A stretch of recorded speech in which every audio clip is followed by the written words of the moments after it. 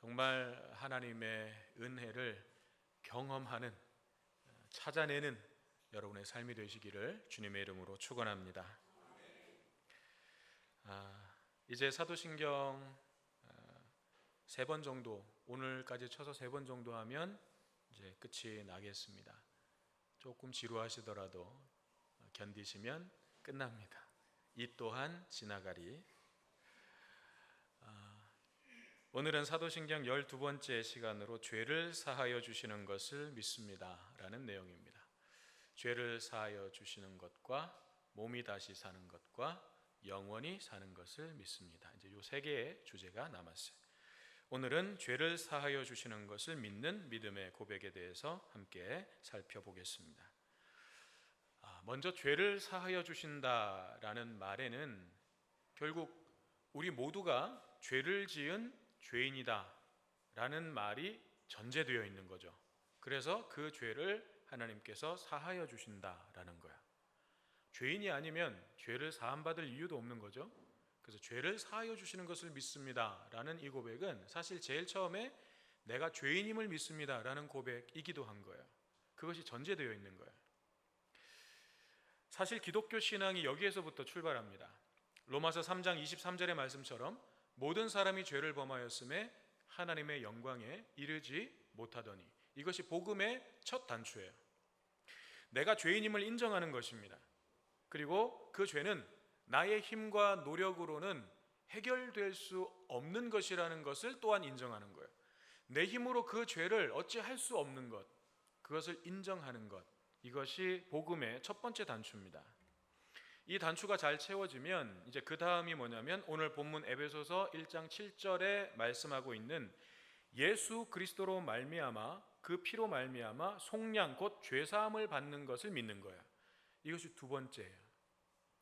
예수님의 그 피로 말미암아 죄사함을 받는 것, 나의 모든 죄를 용서받는 것, 그것을 믿는 것입니다.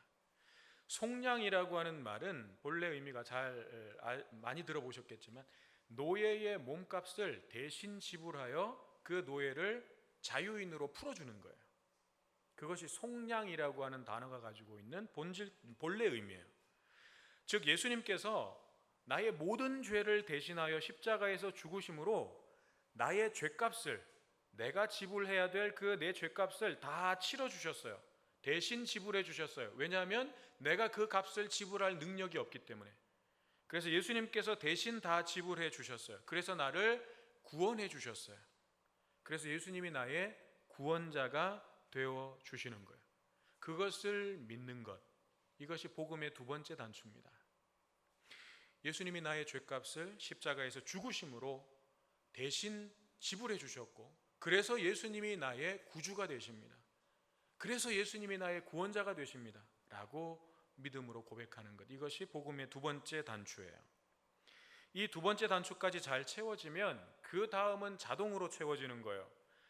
그것은 죄인에서 의인으로 우리의 신분이 바뀌는 것입니다. 이것은 자동으로 되는 거예요. 나의 모든 죄가 씻어지고 하나님의 자녀의 신분을 우리가 얻게 되는 거죠. 이것은 우리가 뭔가를 해서 얻어지는 게 아니라 우리가 그렇게 예수 그리스도를 구주로 믿음으로 말미암아 그 순간 자동으로 우리에게 일어나는 것이에요. 그래서 그 사람은 이제 하나님을 아버지라고 부를 수 있습니다. 예수님의 표현대로라면 아빠, 아버지라고 부를 수 있는 거예요. 언제든지 하나님 앞에 나아갈 수 있고 하나님을 만날 수 있고 하나님의 인도하심과 보호하심과 그의 삶을 지켜주시고 책임져 주시는 그 은혜와 사랑을 누리면서 살 수 있게 된 거예요. 이것이 하나님의 자녀들에게 약속된 복이기 때문에 오늘 에베소서 1장의 말씀에도 나와 있듯이 하나님은 우리에게 하늘의 모든 신령한 복을 주기를 원하시는 분이에요. 당신의 자녀들에게 그 하늘의 모든 신령한 복을 아낌없이 부어주기를 원하시는 아버지이십니다. 그래서 하나님의 자녀가 된 사람, 하나님을 아버지라고 부를 수 있는 사람은 그 하나님의 은혜와 사랑을 이제 누리는 삶을 살 수 있게 된 거예요. 자, 그렇다면 여러분의 삶은 이 믿음의 단추가, 이 복음의 단추가 어디까지 채워져 있으십니까? 만약 여러분 가운데 이 첫 단추를 채우지 못하고 계시는 분들이 있다면, 아직 내가 첫 단추도 못 꼈습니다 라고 고백하시는 분들이 있다면, 이것을 한번 생각해 보시기 바랍니다. 우리는 왜 당신은 죄인입니다 라고 하는 이 말을 들으면 거북하게 들리고 거부감이 들까요? 물론 어떤 분들은 그것을 수용하고 맞습니다, 저는 정말 죄인입니다 라고 인정하시는 분들도 있지만, 많은 분들은 당신이 죄인입니다, 그래서 하나님의 구원을 얻을 수 없습니다 라고 이야기하면 되게 거북하게 여깁니다. 왜 그런 거부감이 드는 것일까? 아마도 그것은 우리에게 이런 생각들이 있기 때문에 그럴 거예요. 내가 성인군자처럼 살지는 못했지만 적어도 죄인 소리를 들을 만큼 잘못 살았다고 생각하지는 않는데, 나름 다른 사람들에게 피해 주지 않고 또 양심적으로 살려고 노력을 했고, 감옥에 갈 만큼, 내가 법정에 서야 될 만큼 그렇게 큰 죄를 지은 적도 없는데 나를 죄인이라고 규정하니까 그것은 매우 불쾌하고 인정할 수 없다라는 거예요. 이제 그런 생각들이 이 첫 단추를 채우기 힘들어 하시는 분들이 가지고 있는 대부분의 생각이에요. 내가 왜 죄인이냐는 거예요. 이런 분들은 죄라고 하는 그 개념을 행위와 연결시키기 때문에 그런 생각을 할 수밖에 없는 거예요. 내가 그런 행위를 한 적이 없다는 거예요. 그런데 왜 나를 죄인이라고 규정하냐는 거죠. 그래서 죄에 대해서 행위라고 하는 그 개념으로만 바라보니까 이게 받아들일 수가 없는 거죠. 여러분, 원죄, 우리 기독교에서는 원죄를 이야기하죠. 아담과 하와가 지었던 그 죄를 원죄라고 부릅니다. 그런데 그 원죄를 사람들은, 아니 내가 그걸 따먹었어? 내가 선악과 안 따먹었잖아. 그런데 왜 아담과 하와가 저지른 죄를 나한테 뒤집어 씌워서 나를 죄인이라고 그래? 왜 내게도 원죄가 있다고 얘기해? 나는 그거 절대로 인정할 수 없어 라고 이야기하는 분들이 많거든요. 그건 역시도 원죄라는 것을 선악과를 따먹는 행위로 본 거예요. 그러면 당연히 내가 그 시대에 살지도 않았고 내가 따먹은 것도 아니기 때문에 그건 내 죄가 아닌 거죠. 그러나 성경이 말씀하고 있는 죄는 그런 의미가 아닙니다. 성경에서 말씀하고 있는 죄의 개념은 훨씬 더 근본적이고 본질적인 의미예요. 우리가 죄라고 생각하는 그 행위들은 열매라고 이야기합니다. 성경은 그게 열매다. 그건 그냥 죄가 밖으로 드러나서 보여지는 열매다. 그런 열매를 맺게 하는 뿌리가 있는데 그게 죄의 본질이다 라고 말씀하고 있어요. 그래서 우리가 죄를 짓는다라고 표현하죠. 우리 안에 있는 죄가 밖으로 드러나서 열매를 맺어 모양을 갖추게 된 것, 그것이 행위인 거예요. 행위로 드러난 거예요. 죄의 행위. 그래서 우리가 죄를 짓는다라고 표현을 하는 것이죠. 이 뿌리에서부터 모든 죄의 열매들이 나오게 된다는 것입니다. 그런데 이 뿌리가 사람의 마음에 언제 들어가게 됐냐, 언제 들어가서 사람을 지배하게 됐냐, 그 이야기가 바로 창세기 3장에 나오는 아담과 하와가 선악과를 따먹은 사건이죠. 이제 여러분들은 또 창세기 3장이야? 또 그 얘기야? 아우 지겨워 라고 생각하시는 분들이 또 있을 수 있겠습니다만, 이 부분은 우리가 항상 기억하고 또 되새기고 또 돌아보아야 하는 이 내용이기 때문에 계속해서 반복하는 것이 중요합니다. 자, 이 선악과를 따먹은 사건, 그런데 성경은 아담과 하와가 선악과를 따먹은 그 행위보다도 더 주목하는 것이 있어요. 그 행위가 나오도록 만든 아담과 하와 속에 있었던 마음이에요. 성경은 거기에 초점을 맞추고 있습니다. 그 마음이 곧 죄의 마음이었고 사탄의 마음이었는데 내가 하나님과 같이 되려는 마음이었죠. 사탄이 뱀의 모습으로 찾아와서 그 마음을 아담과 하와에게 넣은 거예요. 네가 하나님처럼 될 수 있어. 선악과를 따먹는 게 문제가 아니라 그걸 따먹고자 하는 의도가 뭐였냐면 내가 하나님과 같이 되겠다는 거예요. 이것을 좀 다른 말로 표현하면, 내가 하나님 되겠다고 하는 이 마음을 좀 다르게 표현하면 내가 으뜸이 되고자 하는 욕심의 마음이에요. 내가 항상 위에 있어야 돼요. 누군가가 내 위에 있는 꼴을 못 보겠어요. 그래서 내가 올라가야 돼요. 그래서 내가 위에서 내려다봐야지 밑에서 올려다보는 걸 못하겠어요. 그게 이제 내가 으뜸되고자 하는 욕심의 마음인 거죠. 또 내가 삶을 주관하는 주인이 되겠다는 교만의 마음이에요. 하나님의 창조주 되심을 부정하는 거죠. 하나님의 존재 자체를 부정합니다. 그래서 하나님이 우리의 삶의 주권을 갖고 계시는데, 생명의 주인이신데 그 사실을 거부하고 내가 내 삶의 주인이 되겠다는 거죠. 그래서 모든 것을 내가 판단하고 내가 원하는 대로 살겠다는 거예요. 제가 얼마 전에 TV 광고를 보다가 정확하게 그 문구가 지금 기억이 안 나는데 이런 내용이었어요. 우리 모두는 미숙하게 태어났다는 거예요. 연약함이 있고 미숙하다는 거예요. 그런데 그래서 좋지 않냐는 거예요. 왜냐하면 이후로 내 삶을 내가 만들어갈 수 있으니까, 내가 원하는 대로, 내가 바라는 대로 내가 내 삶을 만들어갈 수 있으니까. 그런 광고 멘트였어요. 그게 세상의 가치인 거죠. 내가 내 삶의 주인이에요. 모든 주권을 내가 갖고 있고 내가 판단하고 내가 선택하는 거예요. 이것이 교만의 마음입니다. 이 교만과 욕심의 마음이 사람의 마음에 들어가서 뿌리를 내리고 사람을 지배하기 시작한 거죠. 그래서 본래 사람 안에 있던 하나님의 형상은 깨지고 그 자리에 사탄의 형상이 자리 잡게 된 것입니다. 죄의 마음이 인간의 본성이 되어버린 거죠. 그러니까 원래 인간이 삶을 운영해 가던 운영체계는 하나님의 형상이라는 것이었어요. 하나님이 본래 그걸 우리에게 넣어두셨기 때문에 그 형상에 따라서 우리의 삶을 운영해 갔어요. 그런데 그 형상이 죄로 말미암아 깨지고 나니까 거기에 사탄의 형상이 비집고 들어왔어요.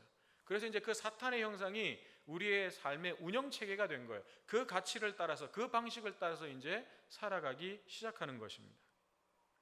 이것을 아까 말씀드렸던 원죄라고 이야기하기도 하고, 우리가 가지고 있는 죄성, 죄를 일으키려고 하는 본성이라고도 이야기합니다. 그래서 이런 말이 있습니다.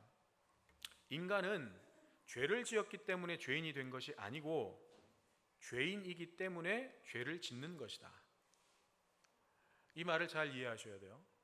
사람은 죄를 지었기 때문에 죄인이 된 게 아니고 죄인이기 때문에 죄를 짓게 된 것이다 라는 거. 이것이 성경의 초점이에요. 그렇기 때문에 만약 온 세상 사람들이 이런 자기의 본성대로만 살아간다면 이 세상은 천국이 될까요? 지옥이 될까요? 네. 후자가 될 확률이 훨씬 높죠.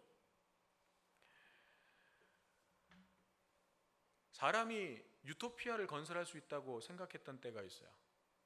인간의 이성을 가지고, 인간은 성숙하기 때문에, 인간은 이성을 가지고 있기 때문에 이 세상에 유토피아를 건설할 수 있다 라고 생각했던 시대가 있어요. 그런데 그런 가치관들이 다 산산조각이 나고 박살이 난 사건이 뭐예요? 세계대전이잖아요. 무참하게 사람들을 학살하고 죽이는 그 전쟁을 통해서 이거 불가능하다, 이건 불가능하다. 인간에 있는 죄성은 그렇게 드러나기 때문에 인간이 이 세상에 하나님 나라처럼 천국을 만들 수 있다, 그건 불가능하다. 우리도 솔직히 그러지 않습니까? 내 안에 있는 욕심과 본성대로, 내가 하고 싶은 대로 내 마음대로 다 해도 괜찮다라고 한다면 여러분, 우리의 삶이 사랑하고 용서하는 삶을 살겠습니까? 아니면 미워하고 싸우고 못 잡아먹어서 안달이 나는 그런 삶을 살겠습니까? 후자일 가능성이 높은 거죠. 어린아이들도 그래요. 미워하고 시기하고 욕심내고 거짓말하는 것은 교육해서 배운 게 아니에요. 누가 가르쳐줘가지고 배운 게 아니에요. 그런데도 그냥 자연스럽게 나와요. 왜 그렇습니까? 그것이 하나님의 형상이 깨진 인간의 죄의 본성이기 때문에 그런 것입니다. 거기에서부터 온갖 죄의 열매들이 다 나오는 거예요. 그건 배우지 않아도 잘해요. 그래서 예수님께서도 마태복음 5장에서 뭐라고 하셨냐면, 이성을 보고 마음속에 음욕을 품은 자는 간음을 한 것과 똑같다라고 말씀하시는 거예요. 실제로 죄의 행위를 내가 한 것이 아니라 마음과 생각으로 짓는 죄도 동일하게 심판받아야 할 죄라고 규정하시는 거예요. 또 어떤 말씀을 하셨냐면 살인을 저지른 것만이 지옥에 갈 죄가 아니라 형제를 향하여 미련한 놈아, 아유 저 바보 같은 놈, 아유 저 멍청한 놈, 이렇게 형제를 향해서 그런 말이라도 했다면 그런 자도 지옥불에 던져지게 될 것이다. 정확하게 지옥불이라고 말씀하셨어요. 우리가 사소하게 생각하는 것, 에이 그게 무슨 죄가 돼? 라고 생각하는 아무리 작은 것이라 할지라도 거룩하신 하나님의 기준에서는 용납될 수 없는 죄라는 것입니다. 그러니 이런 하나님의 기준에 비추어 볼 때 죄인이 아닌 사람이 있을 수 있습니까? 단 한 사람도 없습니다. 그 기준을 온전하게 완벽하게 충족시킬 수 있는 사람은 이 세상에 단 한 사람도 없습니다. 불가능합니다. 그래서 로마서 3장 10절은 의인은 없나니 하나도 없다고 단언하고 있는 것이고, 히브리서 9장 27절은 한 번 죽는 것은 사람에게 정하신 것이요 그 이후에는 심판이 있다고 경고하고 있으며, 로마서 6장 23절은 죄의 삭은 사망이라고 분명하게 선언하고 있습니다. 그 어떤 사소한 죄라도 거룩하신 하나님의 기준에서는 죄는 사형인 거예요. 그러므로 우리에게 있어서 이 죄사함의 문제는 해결되지 않으면 안 되는 너무나도 중요한 문제라는 거죠. 그런데 더 큰 문제는 뭐예요? 우리 힘으로 그 문제를 해결할 수가 없다는 거죠. 우리의 노력과 힘으로 이 죄의 문제를 해결할 수가 없다는 거예요. 교육이나 훈련을 통해서 죄의 행위를 하지 않도록 억제하고 막을 수는 있어요. 그건 어느 정도 가능해요. 그러니까 여러분이나 저나 특별하게 지금 무슨 죄 안 지었잖아요. 뭐 모르죠. 지난 한 주간 동안 여러분들이 뭐 어떤 죄를 지었는지 우리가 뭐 다 알 수는 없지만, 그래도 적어도 지금 이 자리에 앉아 계시다는 것은, 수갑 차고 어디 안 가셨다는 것은 적어도 그런 죄는 안 지으셨다는 거예요. 그러니까 그런 것들은 우리가 교육을 통해서 얼마든지 막을 수 있어요. 그렇지만 우리 안에 본성으로 자리 잡고 있는 죄는 우리가 죽지 않는 한 없어지지 않아요. 내가 죽으면 더 이상 죄질 일도 없죠. 그럼 죄도 같이 죽는 거예요. 그래서 내가 죽지 않는 한 그 죄를 해결할 수가 없어요. 마음과 생각 속에서 불쑥불쑥 올라오는 그 죄를 우리가 원천적으로 막을 수 있는 능력이 없습니다. 우리에게는 없어요. 다만 그게 올라왔을 때, 우리의 마음속에서 이 막 생겨났을 때 그걸 허용하지 않을 수는 있어요. 그걸 막을 수는 있어요. 그러나 생겨나는 것 자체를 원천적으로 차단시킬 수는 없어요. 그건 우리의 영역이 아니에요. 그래서 하나님께서는 이 죄의 문제를 해결해 주시기 위해서 한 가지 방법을 선택하셨는데, 그 방법이 바로 하나님의 유일하신 아들 예수 그리스도를 우리의 죄를 대신하는 대속의 제물로 삼으시고 죽이시는 거예요. 우리의 모든 죄를 그에게 담당시켜 우리가 받아야 할 하나님의 진노의 심판을 대신 받게 하시는 것이었습니다.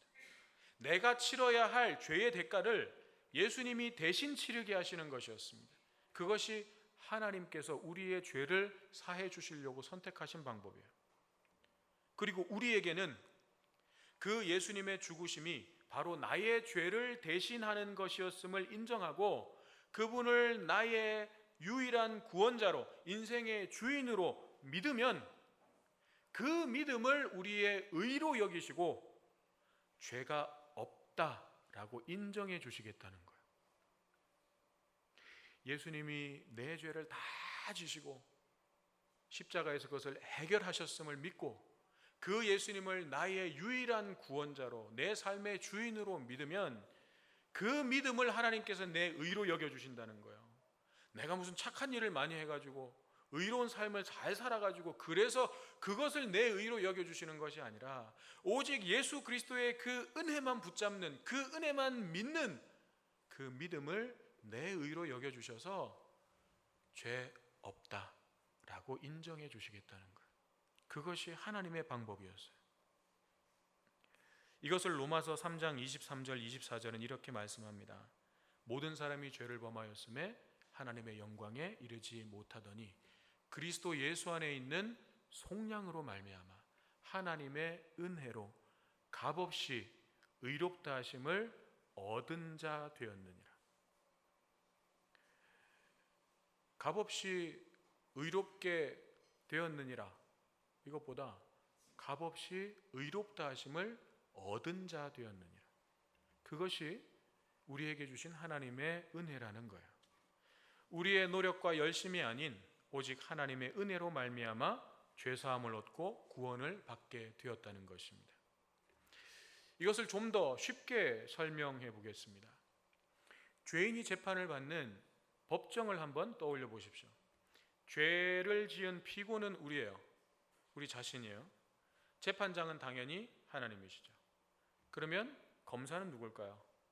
사탄이죠. 검사 역할을 하는 게 사탄이에요. 그래서 요한계시록 12장 10절은 그 사탄에 대해서 잠소하는 자, 고발하는 자라고 표현하고 있습니다. 재판이 시작되면 검사가 나와서 피고의 죄를 낱낱이 고발합니다. 이런 죄를 지었습니다. 그리고 그 죄에 합당한 구형을 하는 거죠. 그래서 피고 아무개는 저라고 치죠. 피고 강동유는 이런 죄를 지었으므로 이 죄를 볼 때 이 죄에 대한 명확한 증거가 있으므로 피고에게는 사형을 내리시는 것이 옳다고 생각됩니다. 사형을 구형하는 거예요. 그런데 여러분, 이 사탄이 얼마나 치밀한지 우리가 부인할 수 없는 증거를 제시합니다. 여러분, 만약 내가 지은 죄보다 훨씬 더 과한 구형을 했다 그러면 재판장이 감량시킬 수도 있잖아요. 그런데 사탄은 우리가 지은 모든 죄를 정확하게 부인할 수 없는 모든 죄를 증거를 제시합니다. 우리가 아무도 보지 못하는 곳에서 혼자 지은 죄, 혹은 내 마음속에 생각 속에 지어서 아무도 모르는, 나만 알고 있는 그 죄도 사탄은 영적 존재이기 때문에 우리의 속을 다 들여다볼 수 있어요. 우리가 언제, 몇 날, 몇 시에 어떤 생각을 했는지, 누구를 미워했고 누구를 저주했고 누구를 시기했고 또 어떤 음욕을 품고 어떤 음란한 생각을 했는지, 이 모든 것들을 사탄은 다 알아요. 그걸 딱 꺼내서 증거로 제시하면 부정할 수 없는 거예요. 그리고 또 사탄은 하나님의 공의에, 하나님의 그 법에 한치의 어긋남이 없이 구형을 하는 거예요. 정확하게 알아요. 여러분, 사탄이 우리는 무슨 불법을 행하고 악랄하고 이런 것만 생각하잖아요. 물론 그것도 사탄이 가지고 있는 것이고 사탄으로부터 나오는 것이지만, 여러분, 사탄은요 얼마나 정의로운지 모릅니다. 정확해요. 얼마나 정의로운지 몰라요. 그런데 그 정의에 사랑이 없어요. 바리새인들이 여러분 얼마나 정의로웠습니까? 그들은 하나님의 율법이 있었고요, 그 율법을 수호하기 위해서, 그 율법을 지켜내기 위해서 열정이 있었고 열심히 있었던 사람들입니다. 그런데 그 사람들에게는 사랑이 없었어요. 그래서 예수님은 그들을 향하여서 이 회칠한 무덤들아, 이 독사의 자식들아 라고 신랄하게 비난하신 거죠. 사탄은 그런 거예요. 그래서 하나님의 그 공의와 법에 한치의 어긋남이 없이 딱 구형을 하는 거예요. 그러면 이대로 가면 재판장은 사형을 언도할 수밖에 없어요. 어느 것 하나 빠지는 게 없어요. 무조건 사형 판결을 내릴 수밖에 없도록 돼 있어요. 그런데 그때 변호인석에서 누가 나오시는 거예요? 예수님이 나오시는 거예요. 그리고 이렇게 말씀해 주시는 것입니다. 피고 강동윤이 죄인인 것은 분명합니다. 그러나 그의 모든 죄값을 제가 십자가에서 완전하게 지불하였으므로 피고 강동윤은 더 이상 그 죄와 상관이 없습니다. 피고가 지불해야 할 죄의 대가가 남아있지 않습니다. 이미 지불되었습니다. 그러면 재판장이신 하나님은 예수님의 변호를 들으시고 피고 강동유는 무죄라고 판결을 내려주시는 거예요. 죄를 짓지 않았다는 것이 아니라 죄를 지었으나 이미 그 죄에 대한 대가가 완전하게 지불되었기 때문에 무죄로 인정해 주시는 거예요. 죄인이라고 하는 사실에는 변함이 없지만 내가 죄를 지었으니까 죄인이라는 사실에는 변함이 없어요. 그런데 그 죄를 예수님의 피로 덮으심으로 안 보인다고 선언해 주시는 거예요. 이것이 우리의 죄를 사하여 주시는 하나님의 은혜요 사랑인 것입니다. 그러면 우리는 여기서 이런 질문을 해볼 수 있어야 돼요. 여러분, 이런 질문 한번 해보셨습니까? 도대체 왜 하나님은 그 엄청난 대가를 지불하시면서 우리를 용서하신 것인가? 우리의 죄를 사하여 주신 것인가? 여러분, 우리가 복음의 내용을 많이 들었잖아요. 나는 죄인이고 그 죄를 예수님이 대신 지시고 십자가에서 죽으셨고 내가 그것을 믿고 예수님을 영접하면 내가 하나님의 자녀가 되고 천국 갑니다. 구원받습니다. 그런데 왜 그 엄청난 대가를 지불하시면서 우리 죄를 그렇게 사해 주셨냐는 거예요. 우리가 뭐길래? 여러분에게 하나님께서 독생자를 십자가에서 죽이시는 그 대가를 지불하심으로 여러분을 통해서 하나님이 엄청나게 얻으실 유익이 있습니까? 저와 여러분이 그렇게 대단한 존재입니까? 아니잖아요. 하나님 편에서 보면 이것처럼 손해보는 장사가 없어요. 이것처럼 밑빠진 독에 물 붓기가 없어요. 그런데 하나님은 왜 그 엄청난 희생과 대가를 지불하시면서까지 우리 죄를 사해 주시려고 했냐는 거예요. 그 이유가 뭐냐는 거죠. 오늘 우리가 읽은 본문 에베소서 1장 4절 5절은 이렇게 말씀합니다. 곧 창세 전에 그리스도 안에서 우리를 택하사 우리로 사랑 안에서 그 앞에 거룩하고 흠이 없게 하시려고 그 기쁘신 뜻대로 우리를 예정하사 예수 그리스도로 말미암아 자기의 아들들이 되게 하셨으니. 이 말씀을 쉽게 설명하면 이런 의미예요. 하나님께서는 저와 여러분의 존재를 이미 계획하고 계셨는데 언제부터 계획하셨냐? 창세 전에. 여러분, 창세 전에라는 말이 무슨 말이에요? 천지 창조 이전에, 이 우주 만물이 생겨나기도 전에 저와 여러분의 존재가 하나님의 계획 속에는 들어있었다는 거예요. 그럼 왜요? 왜 그렇게 계획하신 거예요? 우리로 사랑 안에서 그 앞에 거룩하고 흠이 없게 하시려고. 여기서 사랑 안에서라는 말은 원어적으로 보면요, 사랑을 위해서라는 말로 해석하기도 한다고 그래요. 즉 하나님께서는 우리와 사랑하고 싶으셔서 우리와 그 사랑의 관계를 위해서 우리의 존재를 이미 창세전에 계획해 두셨다는 거예요. 그런데 그렇게 되려면, 하나님과 그런 온전한 사랑의 관계가 되려면 거룩하고 흠이 없어야 돼요. 그런데 죄로 말미암아 우리에게 흠이 생긴 거죠. 우리가 거룩함을 잃어버린 거예요. 그래서 하나님과 온전한 사랑의 관계가 될 수 없는 상태가 됐어요. 그래서 하나님께서는 우리와의 이 사랑을 온전하게 이루시기 위해서 예수 그리스도로 말미암아 우리의 모든 죄를 깨끗이 씻어주시고 하나님의 자녀가 되게 해 주셨다는 것입니다. 우리를 거룩하고 흠이 없는 하나님의 자녀로 만들어 주셨다는 거예요. 이것이 우리를 향한 측량할 수 없는 하나님의 사랑이셨고 우리의 죄를 사하여 주신 이유였습니다. 그렇지만 우리가 하나님의 은혜로 죄사함을 받고 또 의롭다함을 얻은 자는 되었지만 아직 이 세상을 살아가는 동안에는 육체를 입고 있기 때문에 죄성을 가지고 살아갈 수밖에 없는 거죠. 그래서 때때로 넘어지고 또 죄를 짓기도 해요. 그러면 여러분, 우리가 구원받았어요? 그런데 그 뒤에 또 죄를 져요. 그러면 우리의 구원이 취소될까요? 아니요. 결코 취소되지 않습니다. 정말 여러분들이 진심으로 예수님을 영접했고 믿는다면, 그렇다면 여러분에게 허락된 구원은요, 절대 취소되지 않습니다. 하나님의 자녀된 신분이 취소되는 게 아니에요. 그렇지만 우리가 죄를 지었다면 어떻게 해야 되냐? 날마다 주님의 십자가 앞에서 회개를 통해 죄사함을 받아야 되는 거예요. 그냥 가만히 있으면 안 돼요. 나 구원 취소 안 된대. 그러니까 나는 그냥 막 살아도 돼. 이게 아니라는 말씀이에요. 내가 죄를 지을 수 있어요. 그러면 죄를 지을 때마다 주님의 십자가 앞에서 회개하고 죄사함을 받아야 되는 거예요. 그래서 거룩하고 흠이 없게 하시는 은혜를 날마다 덧입어야 하는 거죠. 이것은 마치 온몸을 목욕했더라도 손과 발이 더러워지면 그 부분을 씻어야 하는 것과 같은 거예요. 그래야 하나님과의 깊은 만남과 교제를 누릴 수 있고 하나님과의 동행과 동역, 코이노니아가 회복될 수 있는 거예요. 우리의 신분은 깨끗하게 목욕한 자로 인정은 됐어요. 그래서 다시 목욕할 필요는 없어요.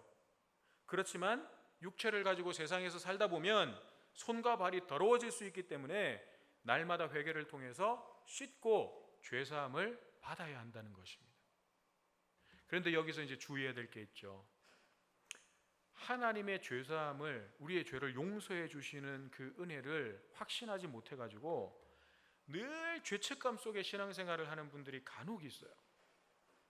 그래서 십자가 앞에 나오는 게 늘 그분에게는 그냥 괴로운 일이에요. 늘 그냥 자책하고 스스로 책망하고 정죄하고, 그래서 하나님 앞에서 하나님 쓸모없습니다 나는, 그렇게 신앙생활을 하는 분들이 간혹 있어요. 근데 그건 건강한 신앙생활이 아니에요. 그렇게 하는 것도 문제인데, 반대로 너무 태평하게 또 씻으면 되지 뭐, 이런 마음으로 손과 발을 더럽히는 죄를 반복하는 거, 이것도 안 된다는 거예요. 씻었으면 어떻게 해야 돼요? 더러워지지 않도록 조심해야 되는 거잖아요. 깨끗해졌으니까 이제 다른 더러운 게 묻지 않도록 조심해야 되잖아요. 그런데 회개하면 되지 뭐. 이번 주일에 가서 참회의 기도하면 되지 뭐. 그러면서 죄에 대한 경각심을 갖지 않는다면, 그래서 정말 죄와 싸우려고 하는 시도조차 하지 않는다면 그것은 진정한 회개가 아니에요. 그건 형식적인 회개지 진정한 회개가 아니에요. 그리고 그 사람은 내가 정말 하나님을 믿고 있는 것인지, 내가 정말 예수 그리스도를 믿고 있는 것인지 자기 믿음의 진정성을 반드시 점검해야 됩니다.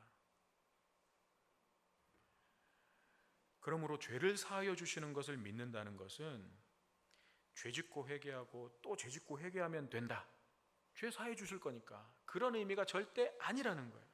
오히려 우리의 죄를 사하여 주시기 위해서 하나님께서는 그 무엇으로도 값을 매길 수 없는 엄청난 희생과 대가를 지불하셨다는 것을 믿는 거예요. 하나님께서 나를 너무나도, 그런 대가를 지불하실 만큼 하나님께서 나를 너무나도 소중한 존재로 여기고 계시다는 것을 믿는 거예요. 하나님께서 창세전부터 가장 기뻐하시고 원하시고 기대하셨던 게 뭐냐면, 나와, 저와 여러분과 우리와 사랑을 나누는 거예요. 우리를 하나님의 자녀로 만드셔서 사랑을 나누시는 거였어요.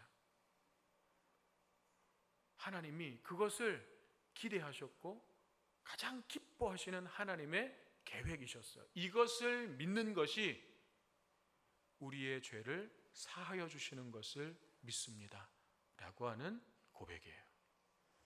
이 믿음 가지고 이 한 주간도 하나님과 동행하시면서 하나님과의 러브 스토리로, 그 사랑의 이야기들로 가득 채워지는 저와 여러분의 삶이 되시기를 주님의 이름으로 축원합니다. 주시는 말씀 기억하면서 우리 함께